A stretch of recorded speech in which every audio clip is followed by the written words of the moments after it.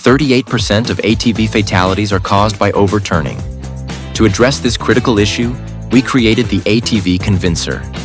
The Convincer is a simulation to help all ATV riders learn about the dangers of overturning.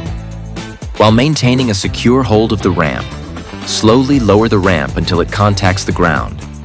For your convenience, there are 3 storage compartments at the front of the simulator, one protecting the electrical box, one for the harness, and one for miscellaneous items. In order to conduct a demonstration, first, place the harness backrest onto its rail, then secure the front end with the clevis pin. Ensure the locking wire crosses over the top of the rail to guarantee complete adjustability. If the wire lock passes under the rail, it will limit slide range. Slide into the desired position, then lock into place with the T-handle pin.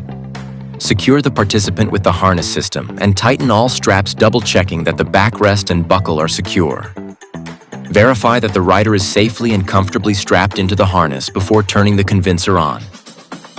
During this process, explain to the participant what they will experience.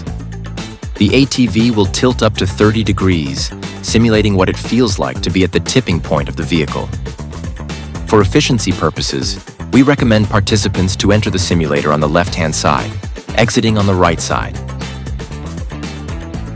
To set up the Convincer, begin by plugging it into a reliable power source using the outlet located on the side of the device.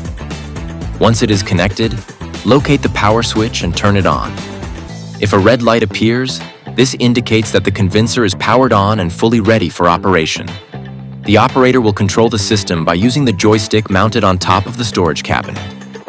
To operate, place your hand firmly on the joystick and guide it in the direction you want the rider to move. Always make smooth, controlled movements to ensure safe and accurate operation.